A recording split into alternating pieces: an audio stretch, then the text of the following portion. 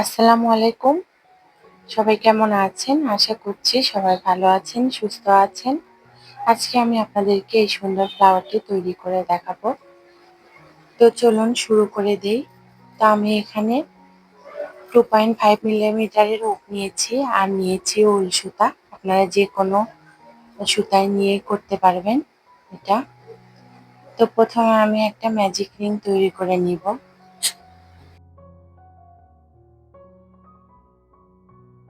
তো magic ring করে এখানে আমি একটা চেন করে নিলাম।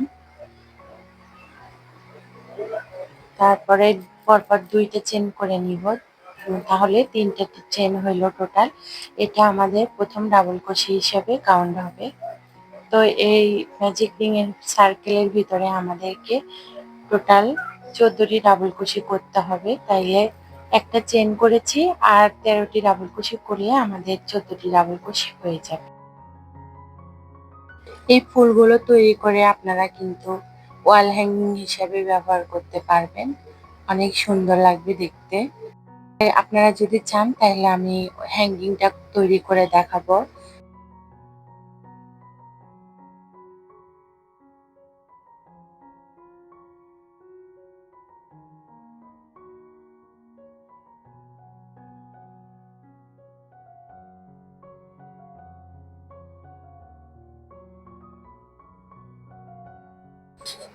তো এখানে কিন্তু আমার 14টি ডাবল কুশি করে নেওয়া হয়ে গিয়েছে।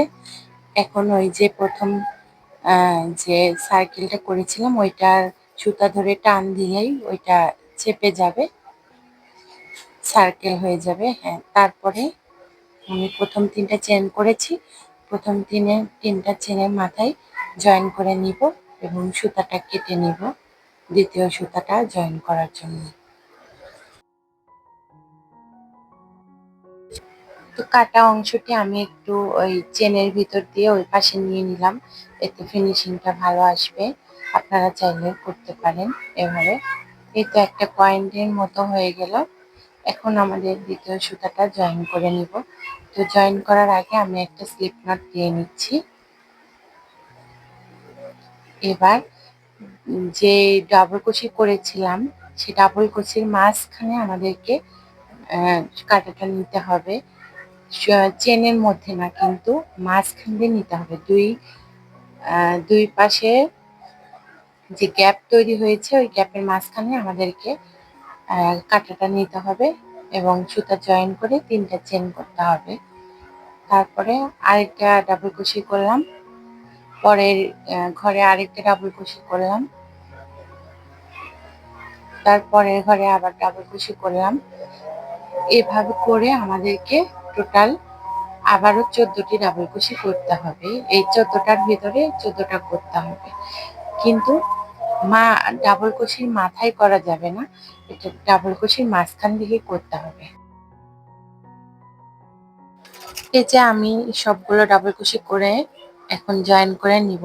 প্রথমে যে 3টা চেন করেছিলাম ওই 3টা চেনে 3 নাম্বার চেনের ভিতর দিয়ে আমি একটা স্লিপ স্টিচ করে নিব।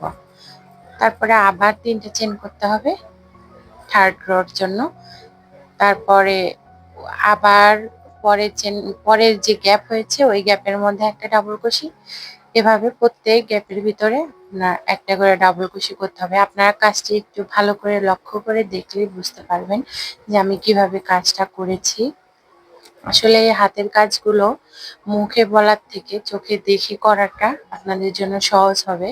তো মনোযোগ সহকারে আগে দেখে নিবেন যে আমি কিভাবে করেছি। তো এখানে আমি 14টি ডাবল কুশি করে নিয়ে তারপর প্রথম আবারে 3টে চেন করেছিলাম ওই 3 নাম্বার চেনের ভিতর দিয়ে আমি জয়েন করে দিলাম। এবারে রাউন্ডে কিছুটা একটু ডিফারেন্ট হবে। তো প্রথমে 3টা চেন করে নিলাম এবং ওই সেম ঘরের ভিতরে আমি আরেকটা ডাবল ক্রোশেট করে নিলাম। এভাবে পরের ঘরেও আমি একটা ডাবল ক্রোশেট করে নিব,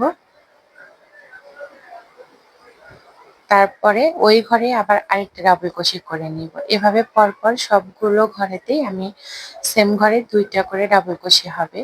আমি কিন্তু এগুলা চেনের ভিতরে কাজ করব না, আপনারা দেখতে পাচ্ছেন সবগুলো কিন্তু ভিতর দিয়ে কাজ করতে হবে, প্রত্যেকটা স্টিচের ভিতর দিয়ে কাজটা করতে হবে। এই তো তারপরে এখনই এক্সট্রা সুতাটা যেটা ছিল ওইটা কেটে নিব, তাহলে কাজ করতে সুবিধা হবে।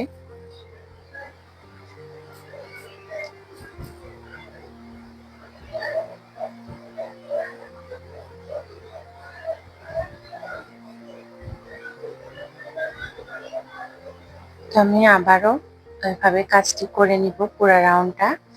একটা ডাবল কুশি করলাম, তারপরে সেম ঘরে আরেকটা ডাবল কুশি করলাম। এভাবে আমি পুরো কাজটা করে নিয়েছি। এখন আমি শেষের কাজটুকু দেখাচ্ছি আপনাদেরকে। এই যে একই ঘরে দুইটা ডাবল কুশি হবে। তো তারপরে আবার ওই ঘরে একটা, এই তো দুইটা। এখন ওই যে প্রথমে তিনটা চেন করেছিলাম ওই 3 নাম্বার চেনের 3 নাম্বারের চেনের ভিতর দিয়ে আমি জয়েন করে নেব।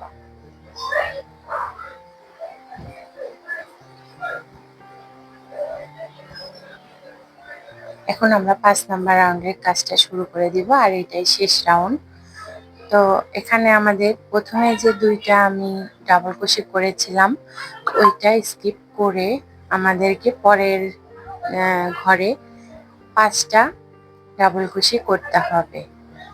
দুইটা স্কিপ করার পরে আমরা আগের লাইনে যে দুইটা একই ঘরে ডাবল ক্রোশে করেছিলাম ওই ঘর বাদ দিয়ে ওইটার পাশে যে ফাঁকা জায়গাটা হয়েছে ওখানে আমাদেরকে 5টা করতে হবে, এবং তারপরে আবার দুইটা স্কিপ করে পরের ঘরে একটা সিঙ্গেল ক্রোশে করতে হবে, এবং তারপরের ঘরে আবার দুইটা স্কিপ করে আবার আমাদের 5টা ডাবল ক্রোশে করতে হবে। আপনারা কাজটা দেখে আশা করি বুঝতে পারবেন। আমি আসলে বলে কতটা বোঝাতে পেরেছি আমি জানি না। এই তো আমার দুইটা পেটাল হয়ে গিয়েছে, দেখতে পাচ্ছেন কেমন হয়েছে।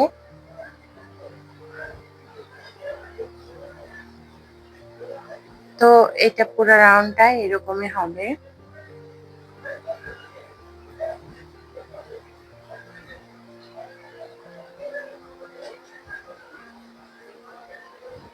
তো দুইটা আবারও স্কিপ করে তারপরের ঘরে আমি 5টা ডাবল ক্রোশে করে নিব।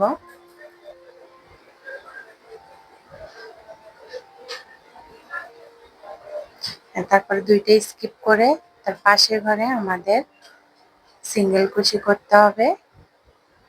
কোনো চেন না নিয়েই আমাদের সরাসরি একটা সিঙ্গেল ক্রোশে করতে হবে। তো এভাবে পুরো রাউন্ডটা শেষ করে নিলাম। এখন শেষে আরেকটা ঘর আপনাদেরকে দেখিয়ে দিচ্ছি। তো দুইটা স্কিপ করেছি, তারপরে একটা সিঙ্গেল ক্রোশে করে নিলাম, তারপরে ঘরে আবার 5টা ডাবল ক্রোশে করব।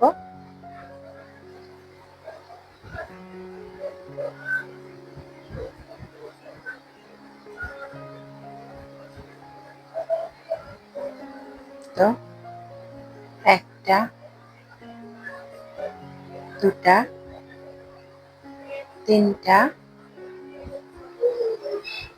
চারটা, 5টা।